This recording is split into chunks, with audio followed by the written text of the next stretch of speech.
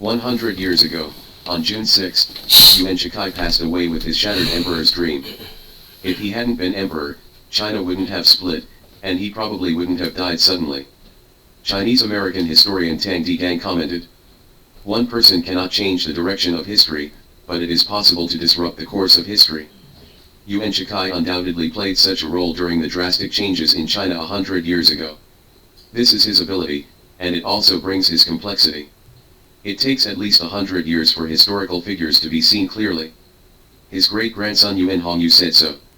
Now, exactly 100 years later, have people seen Yuan Shikai clearly? How much do you see clearly?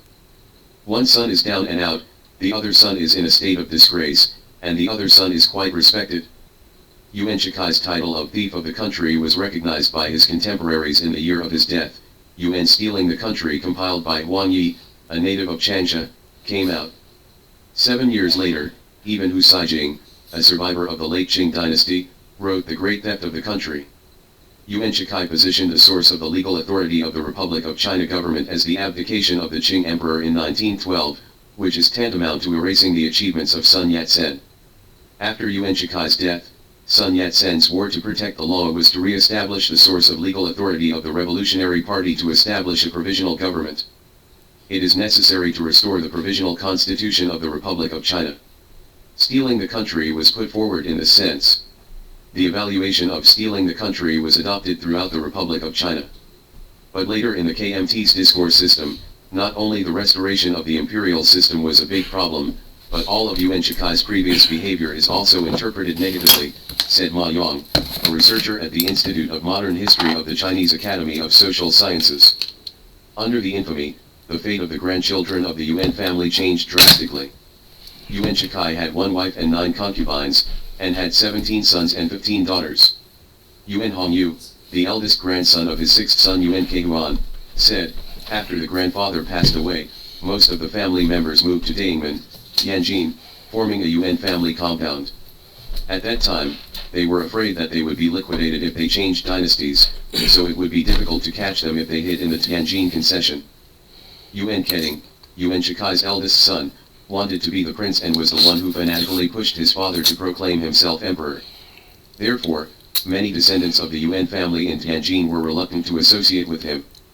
During the anti-Japanese war, Yuan Keding's family was in decline, and he made a living by pawning old things. In his later years, he could only live with his cousin Zhang Baju's house. Zhang Baju recalled that after the fall of North China, the Japanese intelligence chief wanted to woo Yuan Keding to join the puppet regime, but he refused. He told Zhang Baju that although he has a source of income for taking office, he cannot become a traitor because of it.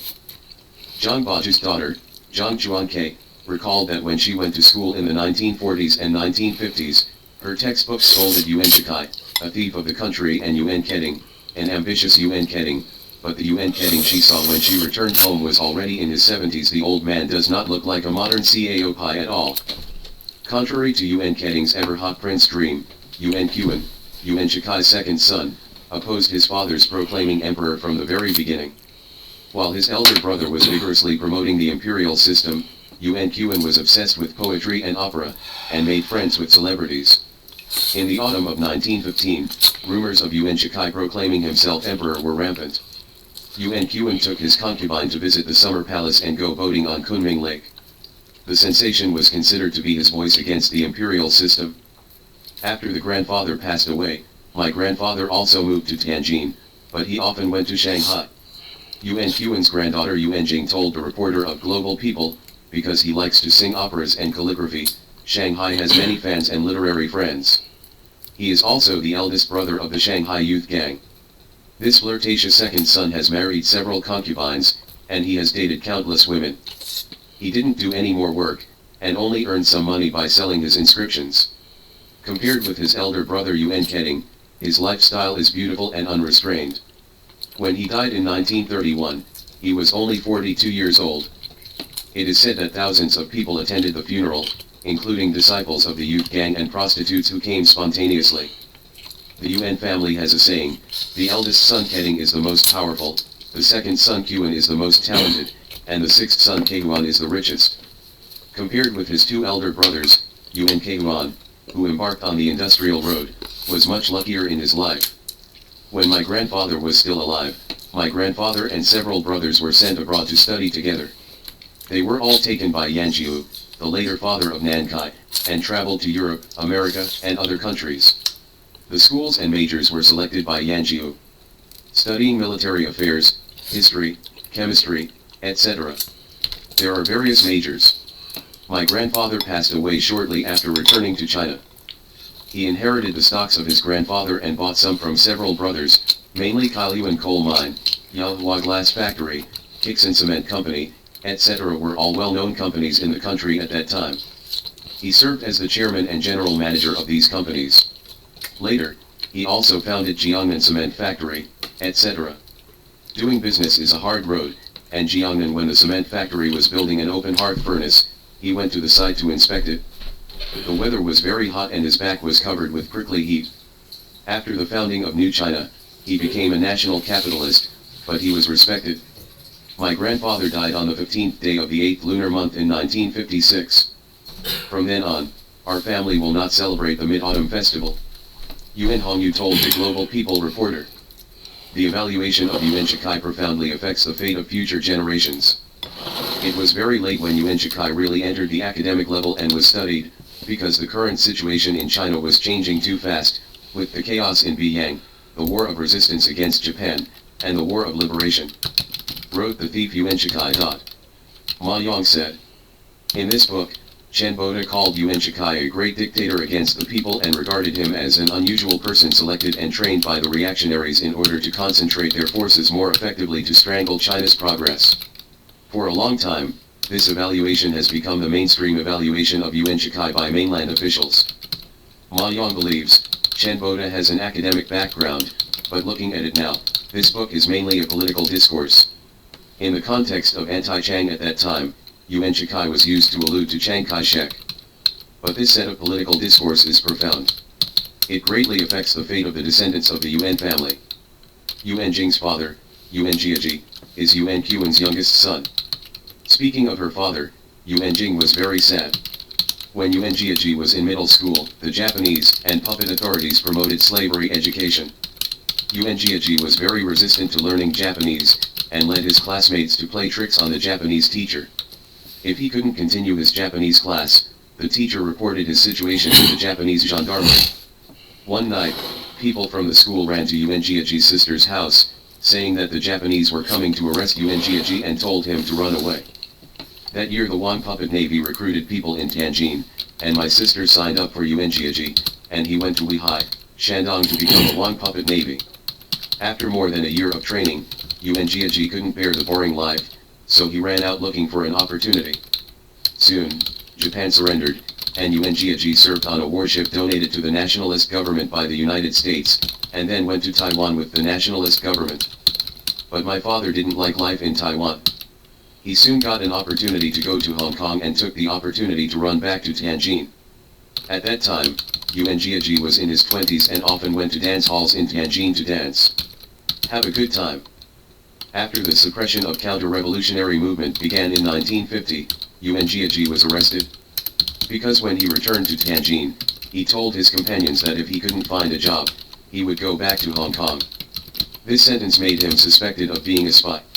Yuan Jiaji was sent to prison for 3 years, and then in the factory, and more than 20 years have passed since the transformation of farms through labor. At that time, my father behaved better, and the organization allowed him to start a family. I was born in 1959. My father can usually go home 1 day a week. If the situation is tense, he still can't come back. After the Cultural Revolution, Yuan Jiaji was in custody, and Yuan Jing, his mother, Lu Aifang, was criticized many times. The Red Guards always questioned her why she married Yuan Shikai's grandson and why she didn't get a divorce. Yuan Jing went to elementary school in 1967. One time the school had to fill in the form, and it was difficult for my parents how to fill in the column of origin. That night, my brother and I both fell asleep, and I heard them discussing in a low voice. Dad said whether to fill in the warlord. Mom said so, wouldn't the child be destroyed? But they couldn't help it, and finally filled in the warlord. The next morning, they were afraid that I would see it, so they put the form in an envelope and asked me to hand it to the teacher. In the 3rd and 4th grades, the history class taught during the Revolution of 1911, the teacher just called my name and said that there are descendants of reactionaries and traitors in our class. After class, a group of female students chased and scolded me all the way to the door of my house.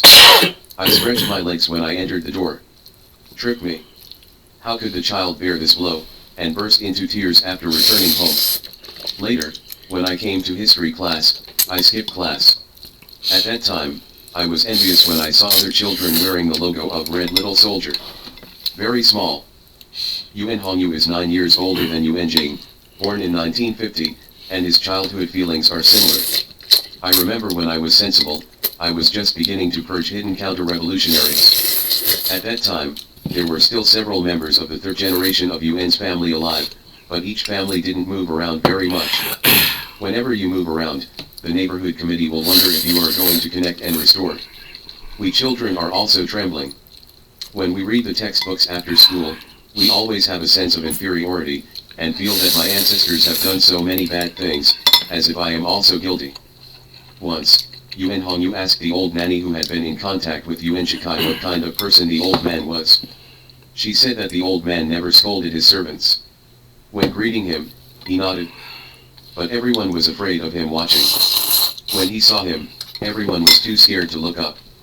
Because his eyes were like light bulbs. Bright, sharp, not angry, and majestic. She also said that your grandfather is short in the lower body and long in the upper body. He is shorter than everyone else when he is standing, but taller than everyone when he is sitting. Such a person is born to be a sitting person, yes, a gentleman. The turning point in the evaluation of Yuan Shikai occurred in 1973. That year, Yuan Jiaju's half-brother Yuan Jialiu came back from the United States. Yuan Jialiu once studied at Yenching University, and became friends with the principal Leighton Stewart because of their common interest in radio. In 1936, under the recommendation of Leighton Stewart, he went to the United States to study and received a doctorate from the California Institute of Technology.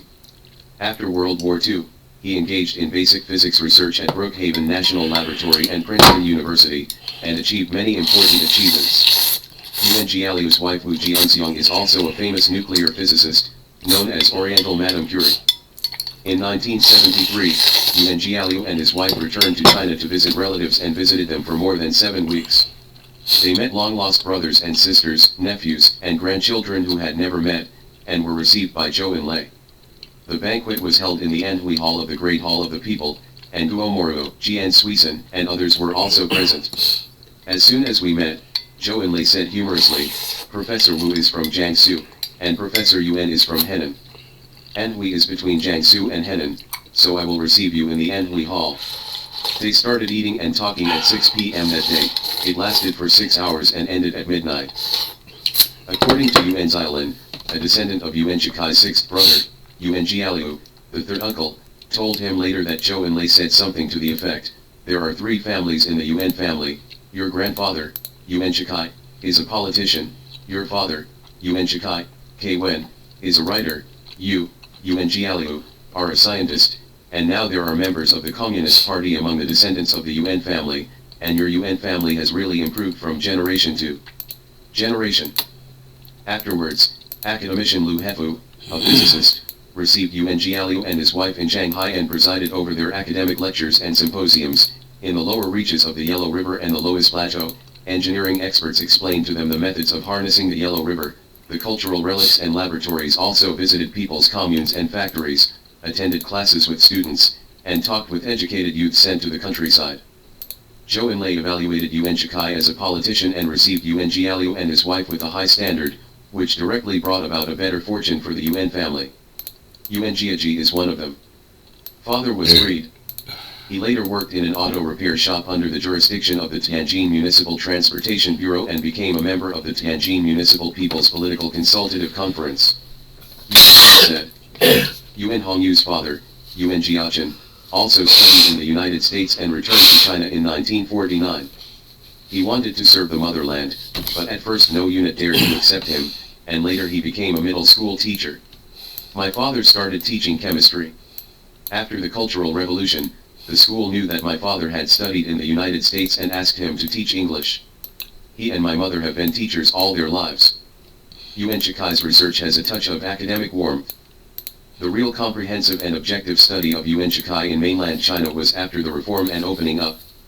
The domestic research started relatively late, firstly because many historians only paid attention to ancient history and disdained to do modern history research, secondly because Yuan Shikai was not a literati historical figure, and he was not the same as Liang Kikao, Kang Youwei, Zhang Taiyan, etc.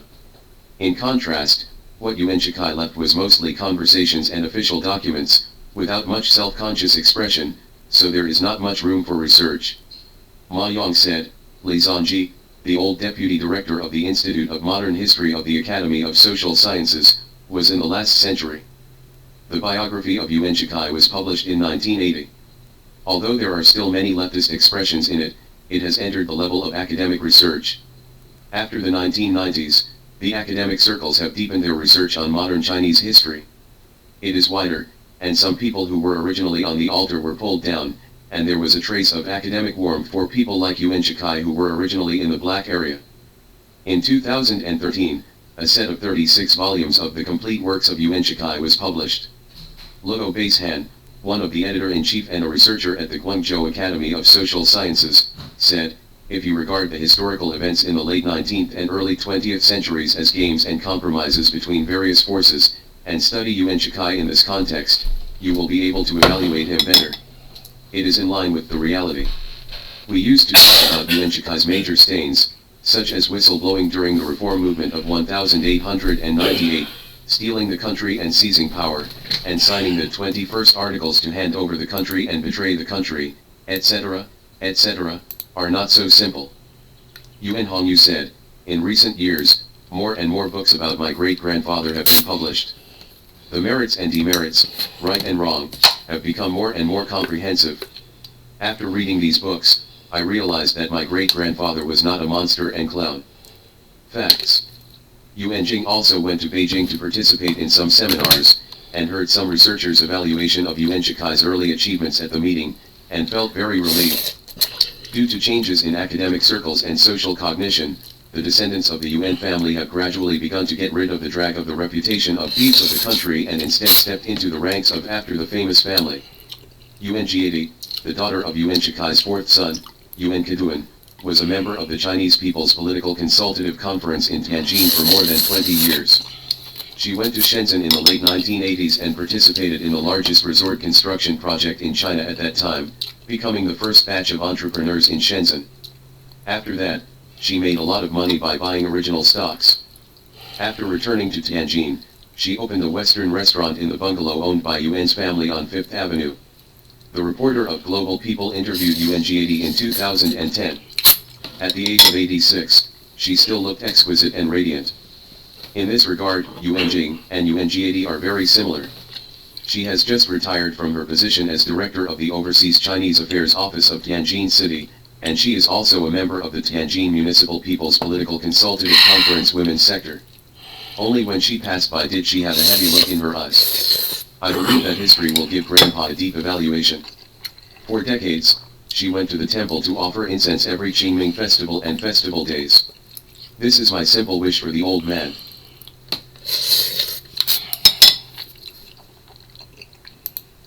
Recently, Jensun Huang, CEO of the chip giant Nvidia, once again warned the US government, the chip war against China will cause huge damage to US technology. If China cannot purchase from the US, they will produce it themselves.